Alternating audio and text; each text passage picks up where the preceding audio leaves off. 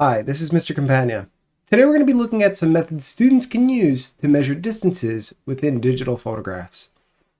So the title for today's lesson is How Do Microwaves Work? Students are going to need to explain how a microwave works and calculate the speed of light. Now first, students are given a representation of an electromagnetic wave. They have things like wavelengths listed and the antinode and node position. As a reminder, the node is along the baseline, and no heating in a microwave would occur at a node because there's no amplitude. And the antinode has the greatest amplitude, so will have the greatest heating. Students are then expected to fill out a small passage, answer a couple missing spots, and then they're treated to this picture of the inside of a microwave. So in the image, the nodes and the antinodes are listed, and it makes it pretty clear that we're going to have heating at every half wavelength. So students should then be able to figure out what the wavelength is, and then ultimately, using the formula, figure out the speed of light. Now imagine that your teacher put some grated cheese in the microwave, ran the microwave, and then removed the cheese. A picture of the cheese is on the next slide. So the students are given this image. The only problem here is that the students need to ensure that the image is 14 centimeters across in order to measure the distance between the two heated areas. On the next slide, students are given a virtual online ruler. So if they click through the link, you can see this comes up.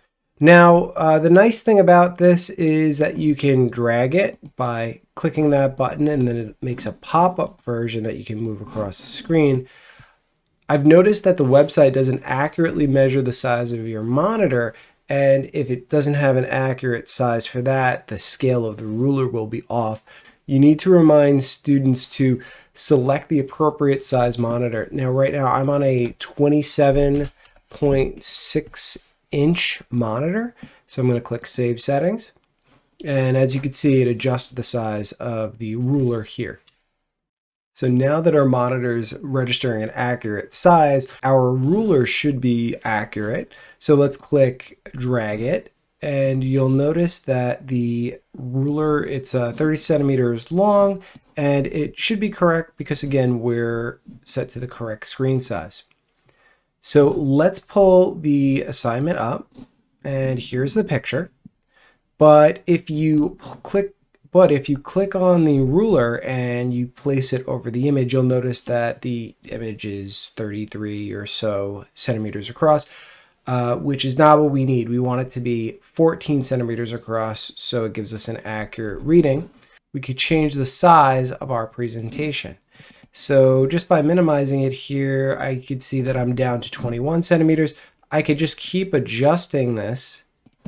It's a bit of a trial and error experience, but I want to get it down to about 14, or at least as close to 14 as I can get it.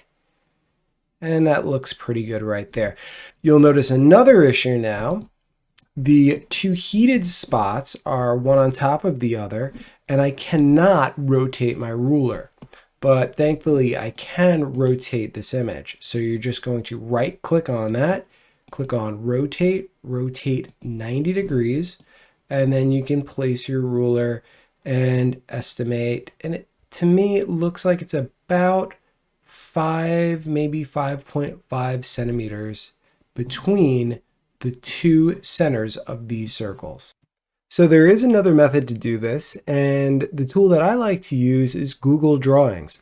So you could just go to a normal Google prompt and click on it. You can also find this from the waffle icon in the top right of any Google application. Same place where you would find docs or slides. Google Drawing is another one of those tools. Now let's import the image. So you're going to select the image from the PowerPoint. You're going to hit Control C to copy it. You'll move to Google Drawing and you'll click Control V. So this will allow you to copy and paste the image. Now you'll notice there is a ruler at the top of the screen, but it is in inches. So let's convert this to centimeters. You could do that by going to File, clicking Language, and then selecting English UK. You'll notice that it changed it to metric, and you can now just drag the image to the left, to the top left corner, and we could see that here it is about 18.5 centimeters, but you could just grab the bottom corner, and the aspect ratio is locked, so it's going to keep the same aspect ratio, and we could set that to 14. So now that we're set at 14, you can see that the image is appropriately sized, and we could attempt to measure it. There's many ways you could do this. If you'd like, you want to just rotate it, right click on the image, click on rotate, rotate clockwise, and then you could estimate it by dragging the image around and trying to get the beginning of the ruler lined up here, and you can see it's around 5, maybe a little more than 5. The other option is you can insert some shapes to find the exact center. And as you can see here,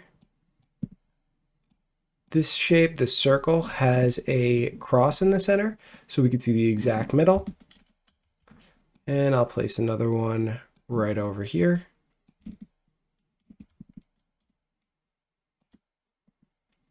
Then I can use the line drawing tool to create a line from one center to the other.